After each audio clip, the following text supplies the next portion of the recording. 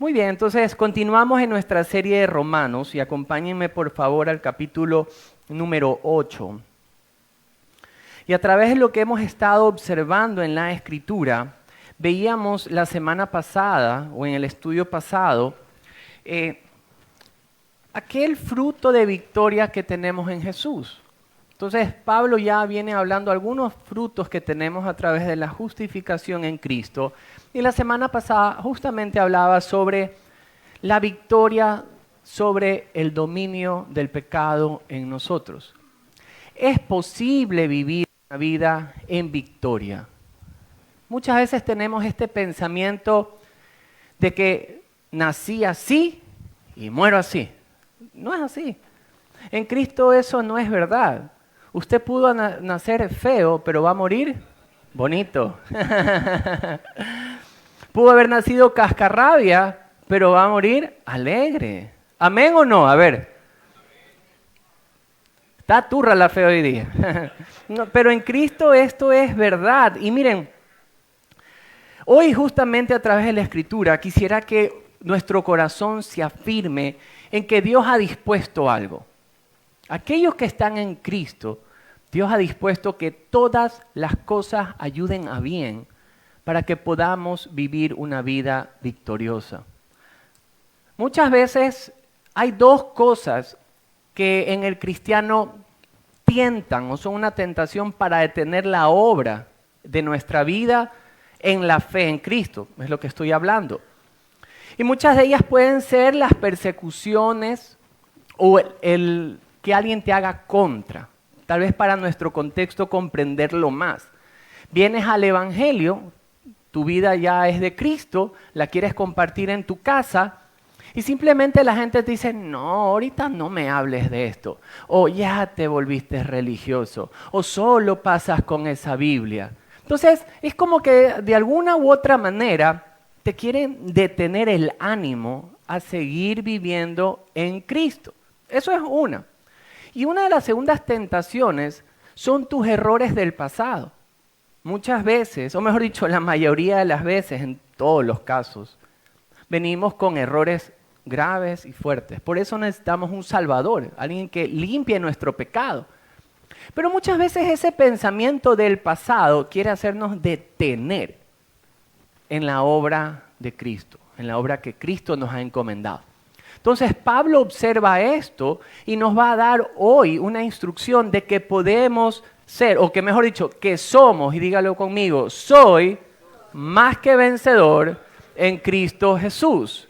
Entonces ese va a ser el principio, que todo lo que sucede a nuestro alrededor, parezca bueno o parezca malo, todas las cosas engranan a bien y podemos ser más que vencedores. Amén. Entonces descubrámoslo juntos y vengamos entonces a la Escritura, a Romanos capítulo número 8, versículo 28 en adelante, y dice la Biblia de la siguiente forma. Y sabemos que los que aman a Dios, todas las cosas le ayudan a bien. Esto es a los que conforme a su propósito son llamados. Porque a los que antes conoció, también los predestinó para que fuesen hechos conforme a la imagen de su Hijo, para que Él sea el primogénito entre muchos hermanos. Y a los que predestinó, a estos también llamó. Y a los que llamó, a estos también justificó. Y a los que justificó, a estos también, ¿qué dice? Glorificó. Verso 31. ¿Qué pues diremos a esto? Si Dios es por nosotros, ¿quién contra nosotros?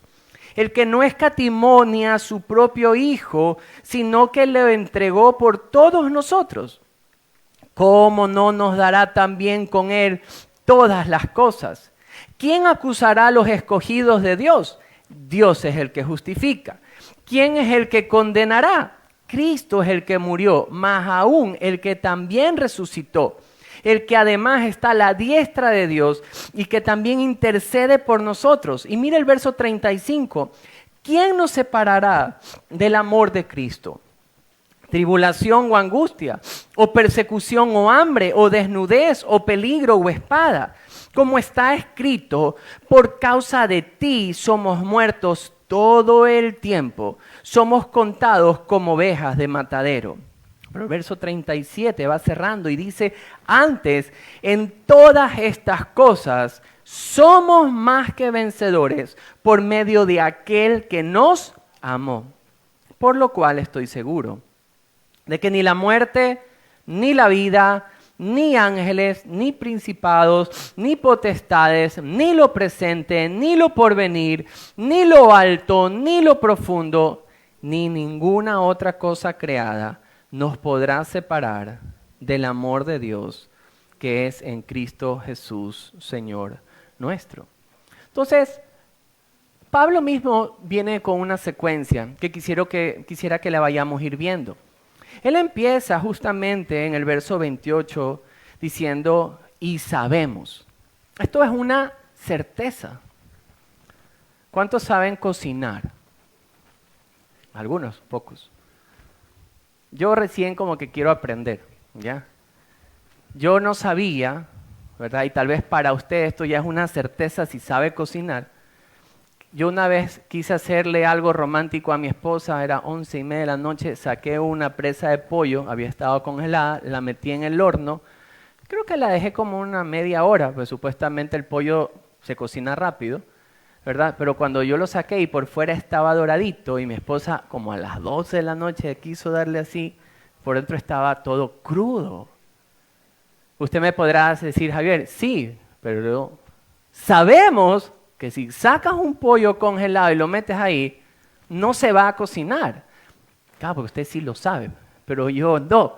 Entonces aquí hay una certeza que Pablo le está diciendo a los hijos de Dios, a aquellos que están recibiendo esta carta y hoy nosotros la estamos estudiando y dice, y sabemos, esto es algo que nosotros debemos de tener en mente, de tener en el corazón como una certeza. Esto es así, no es que puede ser, esto es así. Entonces el mismo verso 28 dice, y sabemos que a los que aman a Dios, es como la primera parte de la estructura. Luego dice, todas las cosas trabajan a bien, y luego dice, conforme al propósito que son llamados. Entonces vamos a seguir esa misma estructura de Pablo, y lo primero que quisiera observar es aquellos que aman a Dios. Porque muchas veces podemos decir, entonces todas las cosas nos ayudan a bien. Hay que hacer una pausa ahí. Es a los que aman a Dios. Los que aman a Dios, todas las cosas le ayudan a bien. Ahora, ¿cómo es el proceso de llegar a amar a Dios? Eso es una pregunta válida y una pregunta interesante. Queridos amigos, porque amar a Dios, aunque usted esto no me vaya tal vez a creer, no nace de usted. Amar a Dios no nace del ser humano. No es que un día usted se levantó y dijo, qué lindo día, voy a amar a Dios. No, esto no funciona así. ¿Por qué?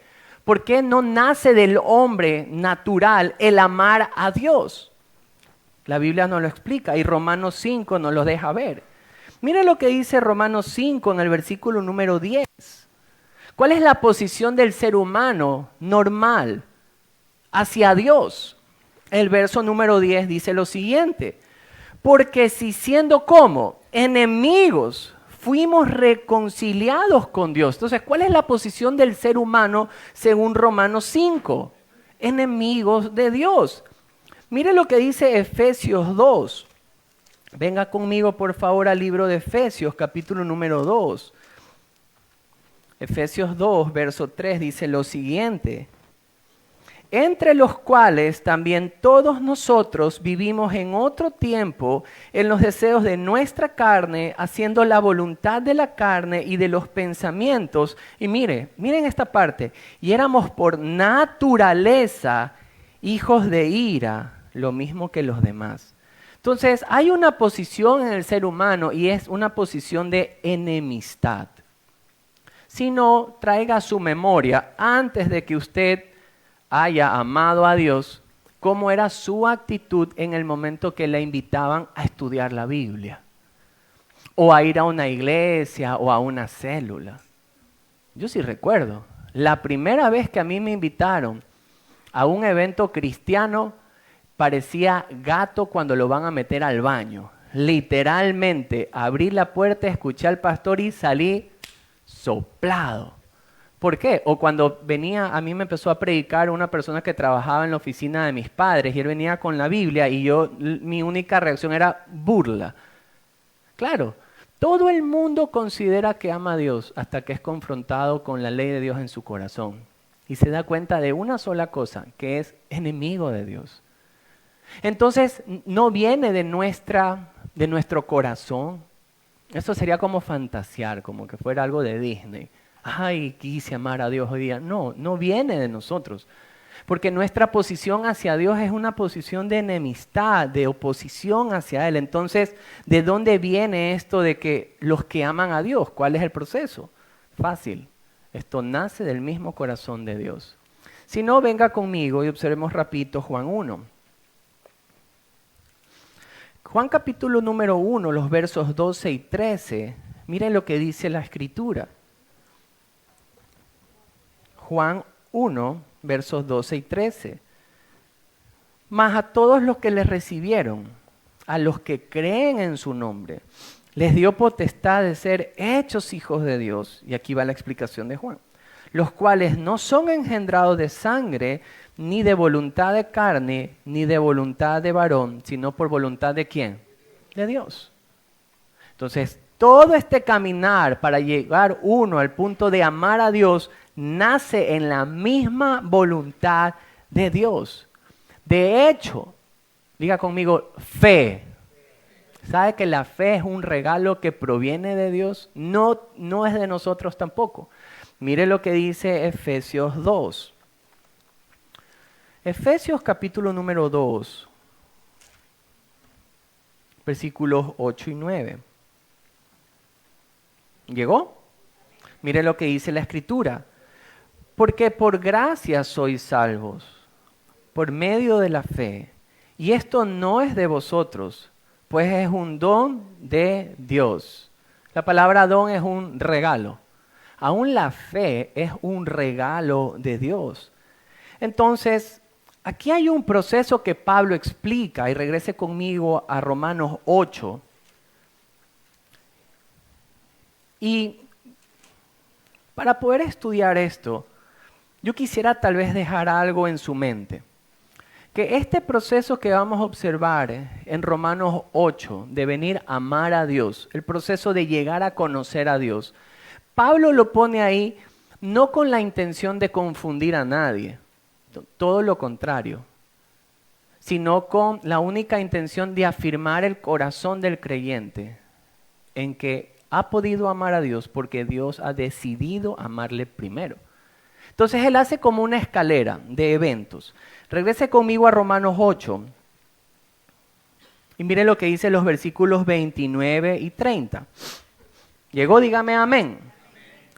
Porque a los que antes conoció, también los predestinó para que fuesen hechos conforme a la imagen de su Hijo, para que Él sea el primogénito entre muchos hermanos.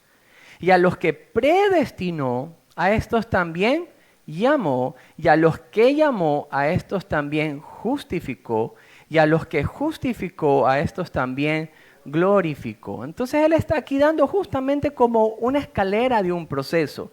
A los que antes conoció, a estos predestinó, y a los que predestinó, a estos llamó, y a los que llamó, justificó, y a los que justificó, glorificó. Entonces va como una cadena de eventos y vamos revisándolo uno por uno. ¿Qué es esto de a los que antes conoció? Para los que les gusta estudiar tal vez algo de idiomas, me tomé la molestia de revisar la palabra. Y esta palabra es una palabra griega compuesta de dos palabras, ¿ya? Pro-ginosco. ¿Qué es pro? Antes, previo. Y ginosco, ya lo voy a decir yo. Ginosco es, bueno, conocer, pero es un modismo, y me gustó esto de aquí, es un modismo judío que se usa para dar a conocer una relación íntima, ¿ya? Y hay varios ejemplos que vamos a observar sobre relación íntima. Cuando usted observa en Mateo 1:25, cuando dice que José no conoció a su mujer, es ese hecho íntimo entre esposo y esposa. Es ese acto íntimo entre estas dos personas. Si usted revisa conmigo Mateo 7:23, este es interesante. Venga conmigo, revisemos este. Jesús hablando aquí. Mateo 7:23. Jesús está hablando y veamos el verso 21 como para un poquito de contexto. Aquí justamente se usa esta palabra. Verso 21 dice así: no todo el que me dice Señor, Señor entrará en el reino de los cielos, sino el que hace la voluntad de mi Padre que está en los cielos. Muchos me dirán en aquel día, Señor, Señor, no profetizamos en tu nombre, y en tu nombre echamos fuera demonios, y en tu nombre hicimos muchos milagros. Y aquí viene el uso. Entonces les declararé, nunca os conocí, apartados de mí, hacedores de maldad. Esto de que nunca os conocí no quiere decir como que no sabía quién era, sino que esta palabra conocí es de que no he tenido una relación de intimidad con esta persona. No tengo ese vínculo, esa afinidad con esta persona. Justamente esta es esta palabra que se usa en Mateo 7:23 o como la que se usa en 2 de Timoteo. Venga un ratito conmigo a 2 de Timoteo.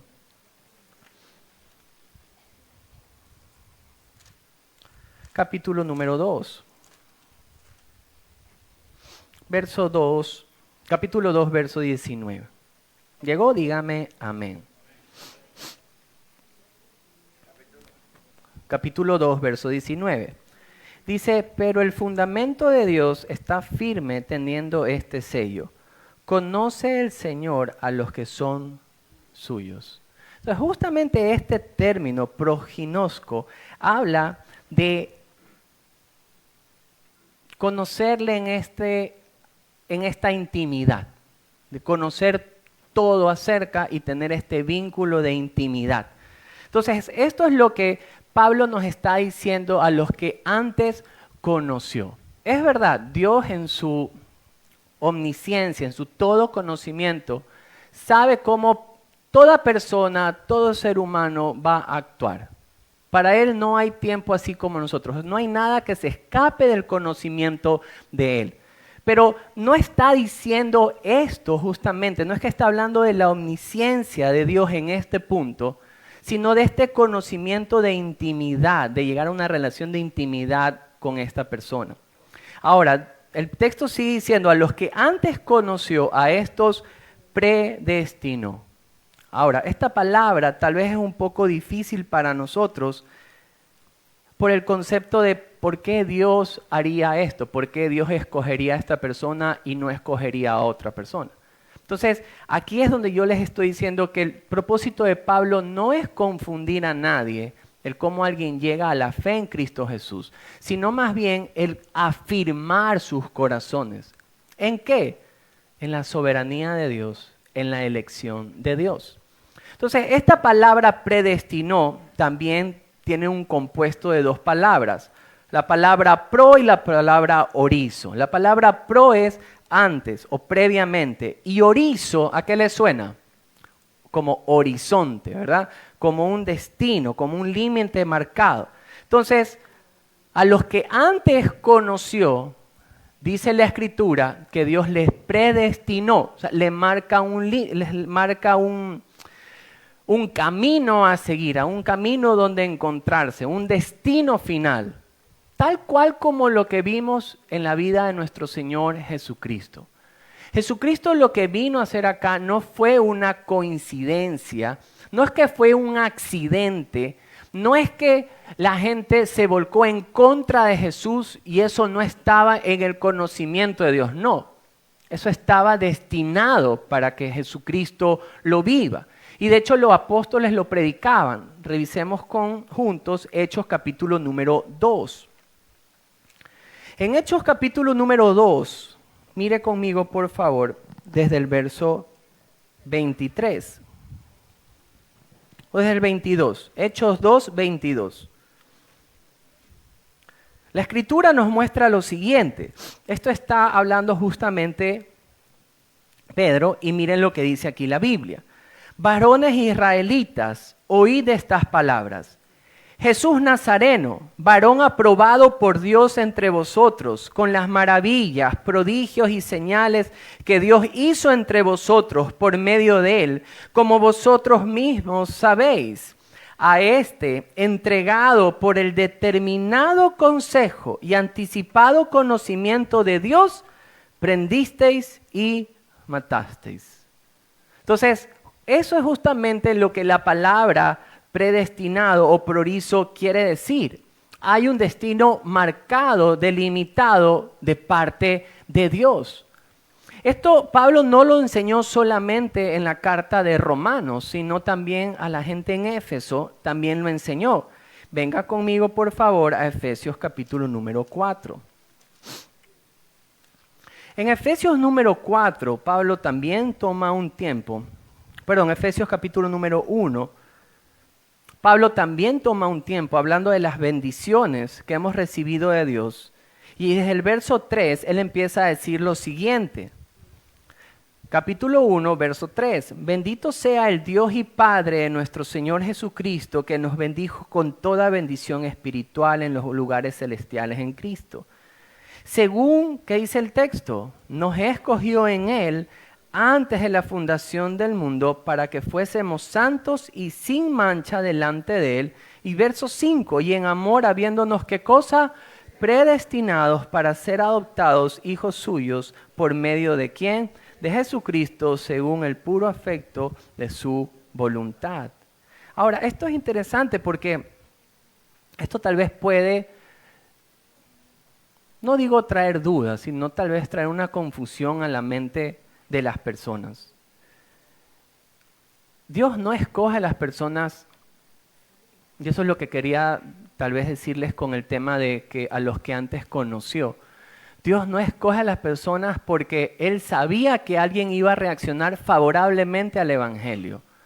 Porque si fuese así, si Dios hubiese sabido que cualquiera de ustedes, al traerles el Evangelio, hubieran reaccionado favorablemente al Evangelio, entonces ya no está en la base del amor, misericordia, gracia de Dios, sino va a estar en base a lo que usted iba a hacer, a su reacción ante el Evangelio. Entonces, Dios no trae una salvación hacia un hombre, hacia una mujer en base a sus méritos, a los méritos de nosotros los seres humanos, sino que Pablo está mostrando aquí que todo lo que requiere o hable de la salvación de nuestra alma directamente está vinculado a la soberanía y misericordia de Dios. Entonces, hablar de esto es hablar un poco del tema también de por qué el pueblo de Israel fue escogido. Y Dios les había dicho que no los había escogido por el ser el pueblo más grande ni más fuerte, sino en la base de su soberanía y de su misericordia.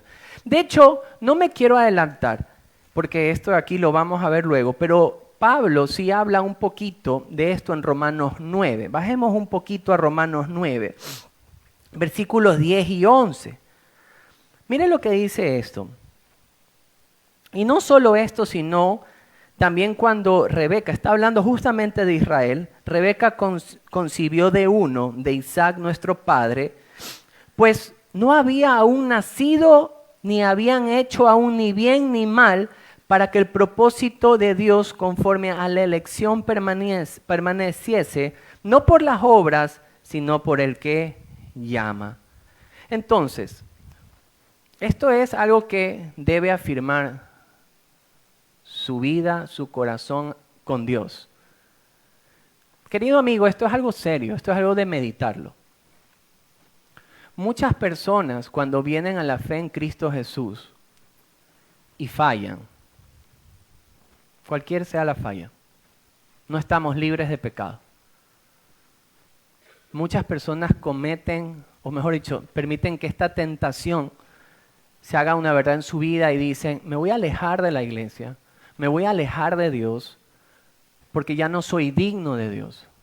Queridos amigos, ninguno de nosotros somos dignos de Dios, ni de su salvación. Ni el que predica, ni el que canta, ninguno de nosotros. Fallemos o no fallemos, todos somos indignos.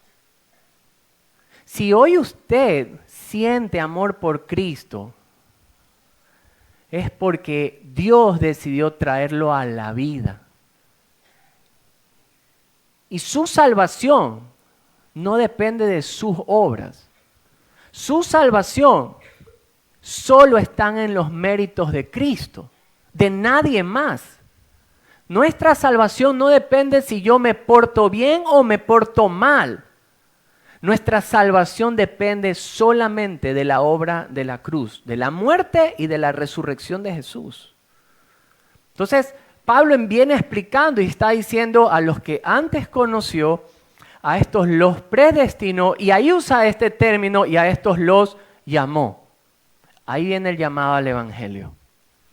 Ahí recién viene la respuesta de nosotros a través del evangelio. El evangelio presenta nuestros pecados, sí, pero presenta al Salvador. Presenta que estamos condenados, sí, pero presenta a nuestro Redentor. Entonces Pablo empieza a decir, todas las cosas ayudan a bien a los que aman a Dios. Y ahora ver esto de aquí, de cómo llegamos a amar a Dios, tiene más sentido que antes. Porque si hoy su corazón brota de amor por Dios, es porque Dios definitivamente le amó a usted primero. ¿Amén o no?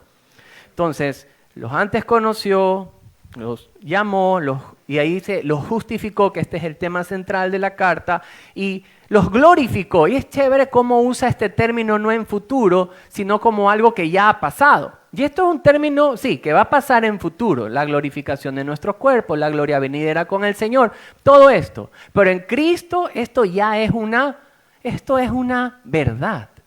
Entonces Pablo viene diciendo todo esto con el único fin de mostrar que si alguien ha llegado a amar a Dios es porque primero ha sido transformado por Dios. Hay un proceso detrás de todo esto.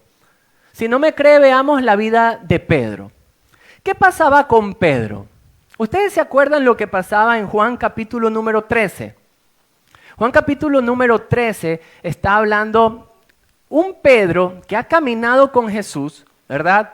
Jesús va a hablar sobre su muerte y Pedro simplemente le dice, Señor, yo soy capaz de morir por ti. Si somos encarcelados, yo me voy a la cárcel contigo. Claro, usted ve a ese hombre y dice, wow, qué amor de este hombre hacia Jesús. Pero ¿qué era lo que realmente pasaba en la vida de Pedro? ¿Qué era lo que Jesús sí sabía? Jesús sabía que él aún no le amaba. Creía que le amaba, pero aún no le amaba. Entonces, Jesús sí le dice a él, mira, le dice dos cosas en una conversación interesante. Le dice, mira, Satanás te ha pedido a ti y a tus hermanos, pero yo he orado para que tu fe no falte. Cuando pasa este tiempo, tú regresas hacia tus hermanos. ¿Quién está obrando detrás de Pedro? Jesús. Jesús está obrando para que Pedro llegue un día sí a amar a Jesús, pero no nace de Pedro. De hecho, ¿qué le pasó a Pedro cuando él salió cual chapulín colorado diciendo yo soy aquí el que te ama en serio? Pasa un tiempito, lo arrestan a Jesús y ¿qué pasó? Se le acercan a Pedro y le dice, oye, tú hablas similar a él. Y Pedro, ¿qué dice? No, si yo ni conozco a ese hombre. Y ahí viene otra mujer y dice, no, certeramente tú hablas igualito, eres igualito. Y Pedro como que se empieza a sentir raro y dice, no, yo ni le conozco, ni sé quién es. Aleluya. No, entonces se le escapó lo cristiano. Certeramente tú le conoces, tú eres de sus discípulos. Llegó hasta blasfemar, hablar mal. Ese tipo no amaba aún a Dios. Podía creer que amaba a Dios, pero aún no amaba a Dios. Tenía que llegar a ese punto, sí. ¿Qué pasó? Jesús ya había orado por él para que la fe no le faltara, pero también tuvo que tener ese encuentro con el arrepentimiento. Y ¿se acuerdan el capítulo 21 de Juan? Cuando ya Jesús ha resucitado y va y busca a sus discípulos y justamente está Pedro y está Juan. y tiene este acercamiento Jesús hacia Pedro y le hace una encomienda. Y revisémoslo juntos, vengamos un ratito a Juan 21. Juan 21, mire cómo lo describe este tiempo. Juan capítulo número 21, versículos 15. ¿Llegó? Dígame amén. Entonces, miren lo que nos narra la Escritura. Dice, cuando hubieron comido Jesús, dijo a Simón Pedro, Simón, hijo de Jonás, ¿me amas más que a estos? Y él le responde, sí, Señor, tú sabes que te amo. Él le dijo, apacienta mis corderos. Volvió a decirle la segunda vez, Simón, hijo de Jonás, ¿me amas? Pedro le respondió, sí, Señor, tú sabes que te amo. Y le dijo, entonces pastorea mis ovejas. Le dijo la tercera vez, Simón, hijo de Jonás, ¿me amas? Y Pedro se entristeció que le dijese la tercera vez, ¿me amas? ¡Wow! ¡Qué confrontante! ¿Qué había dicho antes Pedro? No solamente que le amaba, sino que estaba dispuesto a dar su vida por él. Pero, cohete chino, nada, falso. Pero Pedro sí llegó a amar a Jesús. Sí fue transformado por Jesús. Se arrepintió de su pecado. Volvió a nacer. Jesús le otorga su Santo Espíritu. Pedro fue una nueva criatura y pudo amar a Dios. Y pudo amar a Dios. Entonces, esa es como la primera parte, ¿verdad? Y los que aman a Dios. Entonces, aquí hay que tener algo muy claro. Y una religión a ti no te va a salvar. Venir acá a la iglesia no te va a salvar. Estar sentado aquí todos los domingos, venir obligado, no te va a salvar. Pero Jesús sí quiere salvarte. Jesús sí quiere salvarte. Ya lo demostró en la cruz. Jesús sí quiere que tu corazón realmente sepa lo que es amor. Lo que es amar a Dios, lo que es amar al prójimo. Jesús sí lo desea. Mi pregunta es hoy, ¿es el amor a Dios una realidad en tu vida o no? ¿Qué es lo que hay en tu corazón? ¿Hay una religión más o hay un verdadero amor? Porque tal vez hoy estás con ese deseo de que quiero saber qué es tener una verdadera relación con Dios.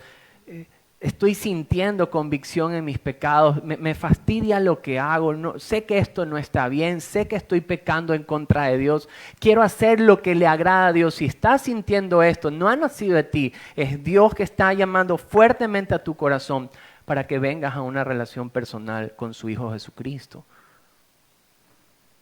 Ahora, el sermón iba, todas las cosas, a los que aman a bien, todas las cosas obran a bien. Entonces vamos a esta segunda parte, todas las cosas obran a bien. Me tomé la molestia de ir al diccionario y a mí me gusta cuando los predicadores dicen, y la Real Academia de la Lengua dice esto. Entonces voy a usar ese término ya. Fui al diccionario y la Real Academia, la RAE, dice lo siguiente, la palabra todo significa todo. De hecho, hasta aquí puse un chiste agrio. Entonces, todo es todo. No es unas cosas, estas sí, estas no. Ayer estábamos observando justamente en Eclesiastés, a mí me tocaba el tema de todo tiene su tiempo, y hay el tiempo de llorar, el tiempo de reír, el tiempo de construir, el tiempo de destruir. Si nosotros tomamos esa parte del capítulo 3 de Eclesiastés, todo este tiempo, yo les puse así como el tiempo blanco, el tiempo feliz, el tiempo soleado, y el tiempo gris, que es el tiempo como oscuro, de tristeza. Qué hermoso saber que todo, diga conmigo, todo ayuda bien. Todo ayuda bien. Esta palabra, hoy ando muy de vocabulario ya. Estoy como copiando un poco a Francisco. Francisco es con las frases célebres, yo voy a hacer hoy día con las palabras. La palabra en griego es sinergeo, ¿ya? Entonces viene también de dos vocablos y es de las palabras, ¿usted ha escuchado la palabra sinergia? Yo recién la escuché hoy día, así que no, sí la había escuchado, sinergia. Entonces, esto significa que la palabra sin es junto con o en conjunto y ergón, que es energía, es trabajo, acción y obras. Entonces significa que todas las cosas colaboran con un fin y un propósito. Es como cuando tenemos dos engranajes y si uno se mueve, el otro también se mueve, ¿ya? Entonces, lo que nos está diciendo aquí la Escritura es que todas las cosas cooperan para bien. Sea esto con un tinte soleado o sea esto con un tinte gris, todas las cosas ayudan a bien. Yo le comentaba ayer a mi esposa, veía un ejemplo que me gustó. Mi hija Eliana está estudiando química últimamente y hay dos elementos que son venenosos, el sodio y el cloro. ¿Usted sabía que el sodio es venenoso y el cloro es venenoso? Y usted se lo come todos los días. Porque cuando se une el sodio y el cloro, forma la sal. La sal es sodio y cloro. ¿A quién no le gusta un patacón con sal? Antes se usaba la sal para preservar. Y aunque dos cosas venenosas estén presentes, cuando Dios las une, no importa. Igual van a servir para lo bueno. Ese ejemplo nos da a nosotros el ánimo que sin importar la circunstancia que nosotros estemos atravesando, como amamos a Dios, porque Él nos abrió el corazón para amarle, todas las cosas, sea bueno a su vista o sea malo a su vista, todas las cosas están colaborando a bien, aunque usted tal vez no lo crea. Tal vez usted está sentado y dice, pero a ver, Javier, ¿cómo es que esto en mi vida, nómbrelo, enfermedad, trabajo, pelea, discusión, lo que sea, cómo es que algo como esto esté sirviendo para bien? Si tú no sabes mi día ayer, vine a la iglesia, salí, me fui al Supermaxi, salí del Supermaxi, me habían robado los espejos. Cuando me subí al carro, no a mí por si acaso, estoy inventando, me subí al carro, llegué a mi casa, habían atropellado a mi perro. Cuando entro a la casa, toda la ciudad tenía luz, menos mi casa. Toda la noche llovió y había goteras. Me llamaron y mi cuñado estaba enfermo. No sé, pues no, hombre, ¿sabes? Puedo irme de largo inventando historia. Pero aunque parezca historia, muchas veces esto es real. Y hay veces que uno quiere literalmente salir y gritar como que paren lo que está sucediendo en mi vida. Pero, si amas a Dios, dilo conmigo, todas las cosas ayudan, colaboran, cooperan a bien. Ahora, pero es que eso no se queda ahí, esto sigue. No solamente que ayudan a bien, sino que releamos el versículo para no olvidar la estructura que Pablo está presentando aquí. Mire lo que dice la Biblia en el verso 28. Y sabemos que a los que aman a Dios, todas las cosas le ayudan a bien, esto es, a los que conforme a ¿qué? Su propósito. Entonces, detrás de todas estas cosas, ¿hay un propósito? Sí, por supuesto que hay un propósito. ¿Y cuál es el propósito de Dios a través de que todas las cosas colaboren a bien? El mismo texto nos lo dice. Mire lo que dice el verso 29. Porque a los que antes conoció, también los predestinó para que fuesen, ¿qué? Hechos conforme a la imagen de su Hijo. ¡Wow!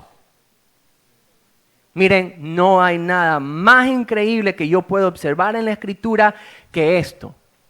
Porque hay un propósito detrás de todo eso, un bien mayor. Ahora, lamentablemente, no solamente en nuestra generación se predica un bien mayor diferente cuando estamos hablando del Evangelio. Muchas veces, y es común observar en alguna red social o en alguna prédica en YouTube, esto está a través de la historia por si acaso, que se predica un bien mayor o un propósito de Dios diferente a lo que está diciendo Romanos.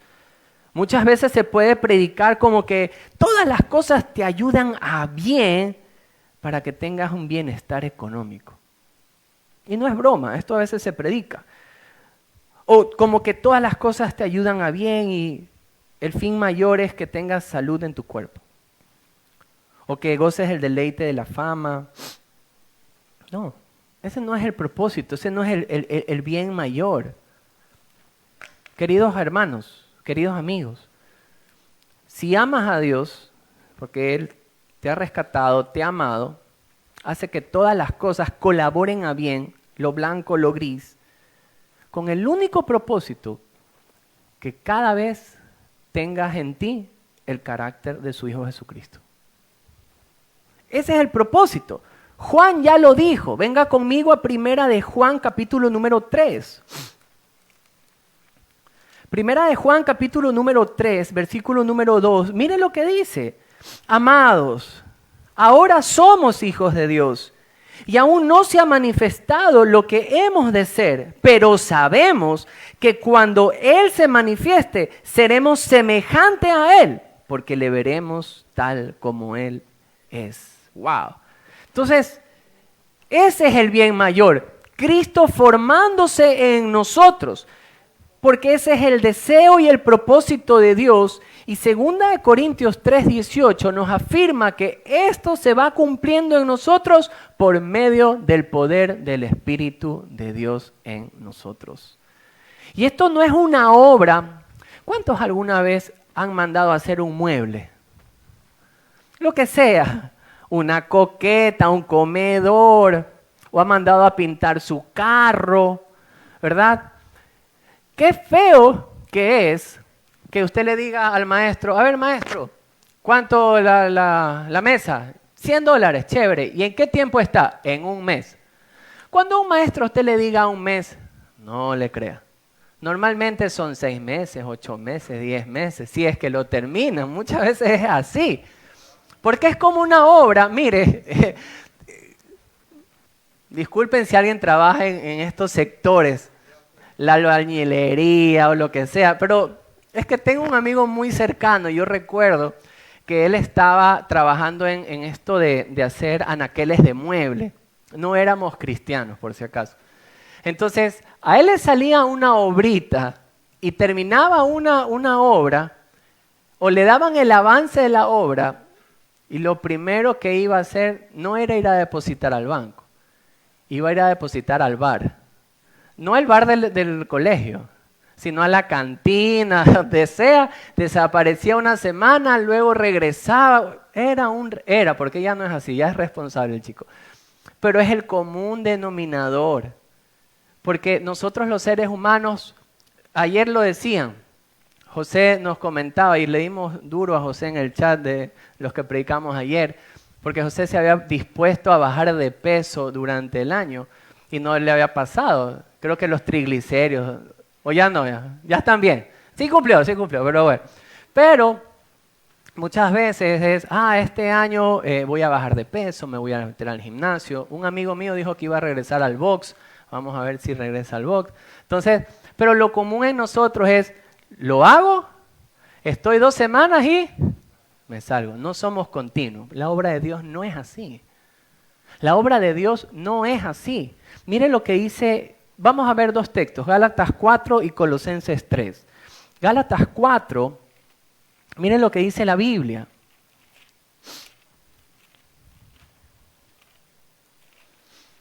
Gálatas 4, verso 19, dice lo siguiente. Hijitos míos, por quienes vuelvo a sufrir dolores de parto, hasta que Cristo sea formado en vosotros. Bueno, este es el deseo de Pablo de que Cristo siga siendo formado en nosotros. Vamos a Colosenses 3. Colosenses 3, versos 9 y 10.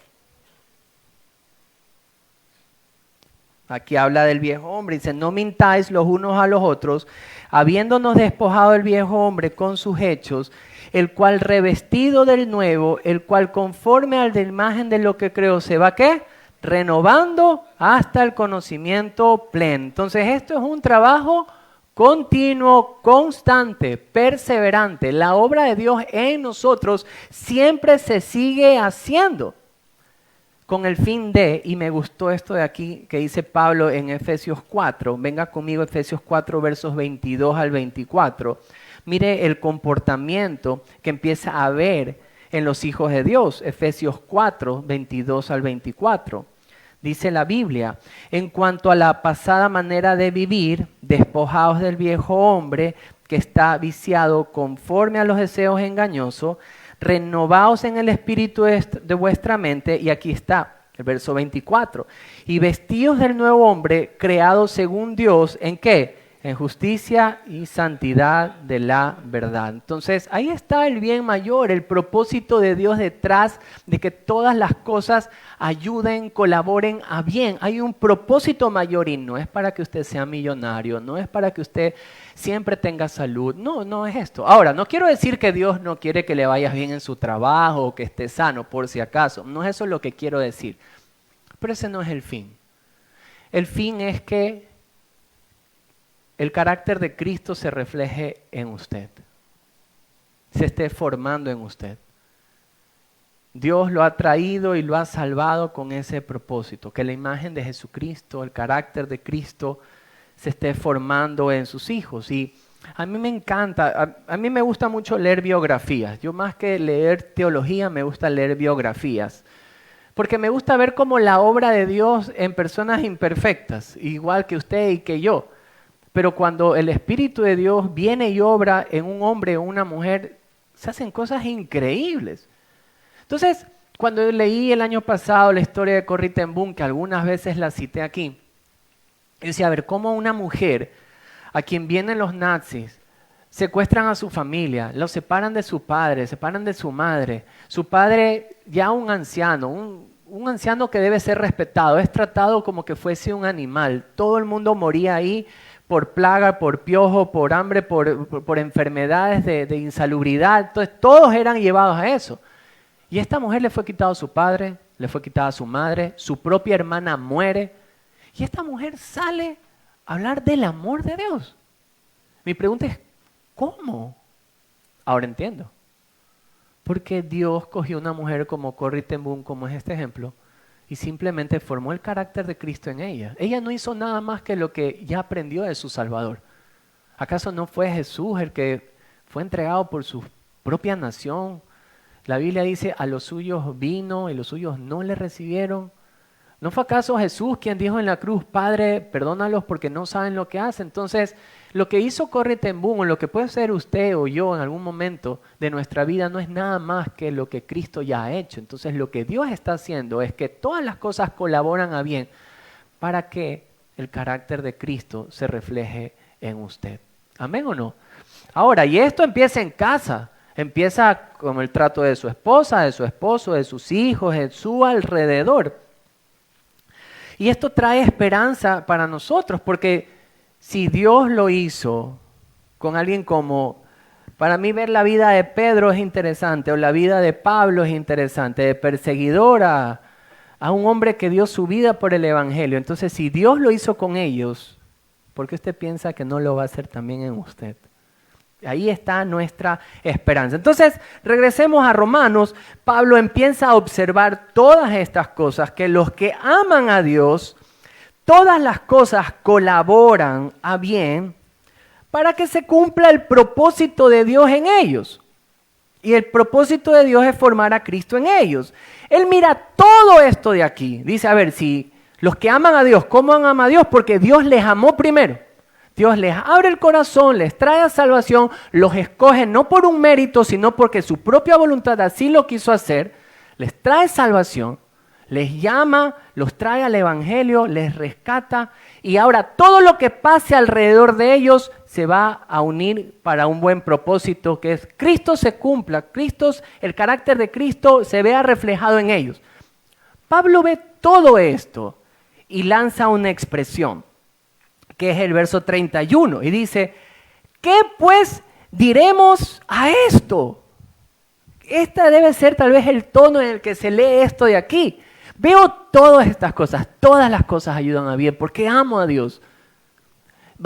Cristo se va a ver reflejado en mí. ¿Qué puedo decir ante esto?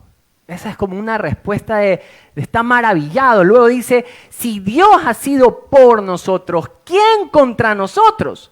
Y luego más tarde empieza a decir en el verso 37, antes en todas estas cosas somos más que vencedores por medio de aquel que nos amó. ¡Wow! Entonces, Pablo ya viene hablando sobre vivir una vida en victoria sobre el pecado. Pero justamente aquí desarrolla lo que yo empecé diciendo. Hay dos cosas que van a tratar de detener al creyente. Dos dificultades que atacan al cristiano. Y una puede ser una externa y la otra es la interna. La externa se ve reflejado en los versículos que dice lo siguiente. Venga conmigo al verso 35. ¿Quién nos separará del amor de Cristo? Aquí van las cosas externas. La tribulación, la angustia, la persecución, el hambre, desnudez, peligro o espada. Luego en el 38 hay otras que se describen, estoy seguro que ni siquiera la muerte, ni la vida, ni ángeles, ni principados, ni potestades, ni lo presente, ni lo porvenir, ni lo alto, ni lo profundo, ni ninguna otra cosa creada pueden separarnos del amor de Dios. Claro, ahí está una descripción de cosas externas que tal vez quisieran detener al creyente, pero también habla de lo interno. Por eso él usa las siguientes frases. Venga conmigo, el mismo Romanos 8, dice lo siguiente, verso número 31, un poquito de contexto. ¿Qué pues diremos a esto? Si Dios por nosotros, ¿quién contra nosotros? El que no escatimó ni a su propio Hijo, sino que lo entrega por todos nosotros. ¿Cómo no nos dará también con Él todas las cosas? Y aquí viene el verso 33. ¿Quién acusará a los escogidos de Dios? Dios es quien justifica. ¿Quién es el que condenará? Son dos cosas que está hablando de algo tal vez interno. ¿Quién acusará y quién condenará? Ahora miren, las dificultades que presenta Pablo normalmente se presentaban cuando se predicaba el Evangelio. La tribulación. Si ustedes revisan Hechos 4, verso del 1 al 3, ustedes van ahí a ver cuando empieza a predicar Pedro y Juan, son perseguidos. Si usted revisa Hechos 5, van a ver que son arrestados. Y si revisa Hechos 7, usted va a ver que Esteban, el primer mártir, muere por decir el Evangelio, por decir la verdad. Entonces, aquí está habiendo una dificultad externa que puede detener a alguien, pero Pablo argumenta y les dice que puede separarnos del amor de Dios. Y la respuesta es nada. Tribulación y angustia no te pueden separar. Espada, peligro de muerte, no te pueden separar. No te pueden separar del amor de Dios. Y miren lo que llega a decir Pablo justamente en el verso número 31. ¿Qué pues diremos a esto? Si Dios es por nosotros, ¿quién contra nosotros? Y el verso 32 tiene peso. El que no escatimó ni a su propio Hijo, sino que lo entregó por todos nosotros. ¿Qué te puede separar del amor de Dios? Y aquí viene algo tal vez práctico para nuestra vida, porque 2025 tal vez uno tiene la intención de poder discipular a sus hijos en casa, por ejemplo, ¿ya? O de alcanzar a tu vecino con el Evangelio, a tus hermanos. Tal vez este es el año de que te quieras entrar al discipulado y te animo a hacerlo, a estudiar la palabra para ser un discípulo que hace discípulos. Claro, tienes todo el ánimo, pero viene tal vez una esposa que no es convertida y dice, pero vas a malgastar el tiempo en esto. O tal vez tú quieres hacerlo con tus hijos y tus hijos te ponen esa cara como de bautizado en limón. ¿Sí has visto? Así como que, ¿y otra vez? Eso desanima. Mis hijos no hacen eso por si acaso. Están que los miran ahí, las miradas ahí. Eso desanima. O que alguien venga y te diga, a mí me pasó una vez, me llevaron a predicar al colegio donde yo pertenecí y uno de mis profesores me reconoce y me dijo, ¿y tú vas a predicar el Evangelio? Y me dieron una pastilla de chiquitolina ese día porque me sentí lo más minúsculo de la vida. Claro, eso desanima, pero si nuestra mirada está en que no hay nada que nos pueda separar del amor de Dios. Dios ya mostró su amor entregando a su Hijo en la cruz. Por eso soy más que vencedor. Y aunque haya este comportamiento de los hijos, aunque la esposa no quiera, aunque el vecino no te acepte, lo que sea, Dios sigue formando a Cristo en ti por el propósito de que muestres a Cristo. Y eso pasa. Eso pasa cuando una familia tal vez te rechaza cuando llevas el evangelio. Es cuestión de tiempo a que las puertas se abran si eres perseverante. Simplemente no niegues seguir mostrando a Cristo. En cierta ocasión, recién convertido, estábamos en alguna cena familiar.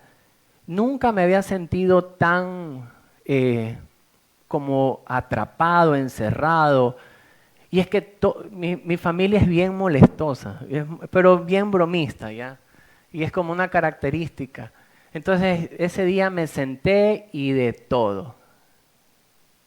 Todas las cosas que se puedan imaginar, todos los epítetos que se puedan imaginar, fueron usados. El arsenal del infierno en contra de él. Y de verdad que también me sentí mal, ya quería reaccionar, o sea, como que yo decía, filisteos. No, mentira, tampoco así. Pero ya me sentí un poco, no me acuerdo si ya estábamos casados, pero fue una vez. Pasó el tiempo, pasó los meses, hubo un accidente dentro de casa con uno de mis abuelos, pero en ese momento de debilidad familiar, se abrió una puerta para llevar el evangelio, para mostrar el carácter de Cristo, que no es que yo vengo y lo esculpo, por si acaso, no. Pero esa vergüenza que uno siente, ese ataque que sientes, primero lo sintió Cristo. Entonces, tal vez si tus hijos, tú les quieres enseñar el evangelio y tus hijos están como que no, yo no quiero saber de esto, y te ponen en menos, te dicen lo que sea, estás sufriendo lo que Cristo sufrió antes. Cristo está siendo formado en ti. Persevera. Simplemente persevera. Cristo se va a ver reflejado y Dios va a abrir ahí una puerta. Entonces, esto es en lo exterior. Y ahora en lo interior, ¿quién acusará? ¿Quién condenará? Y estos argumentos son cosas que pueden detener. Y yo me acordaba justamente el ejemplo de Pedro. ¿Qué le pasó a Pedro? Dios mío santo. Cogió y dijo, yo daría mi vida por ti. Acto seguida, negó a Cristo. Y uno de los evangelios rescata que Cristo lo miró. Imagínate, no le conozco. Cristo mirándome. ¡Ay, Dios! Eso pudo haberlo detenido a este hombre. Pero Pablo argumenta y dice, ¿quiénes pueden acusarle? Nadie. Cristo ya les ha justificado. ¿Quién puede condenarle? Nadie. Cristo ya ha muerto, ha resucitado e intercede por nosotros. Es el argumento de Pablo. Tal vez hoy estás aquí acusado en tu conciencia por pecados del pasado. Pero quiero decirte algo. Si ha habido un genuino arrepentimiento, has traído esto a los pies de Cristo, Cristo ya te perdonó. Déjate de estar culpándote de esto. Avanza. Una de las cosas que más detiene a una persona de ir al bautizo, ¿sabe lo que es? No me bautizo porque le voy a fallar a Dios. Queridos amigos, déjenme darle una noticia. De los que estamos aquí bautizados, hundidos en las aguas, todos les hemos fallado a Dios. No hay hombre perfecto, no hay mujer perfecta, todos le hemos fallado a Dios.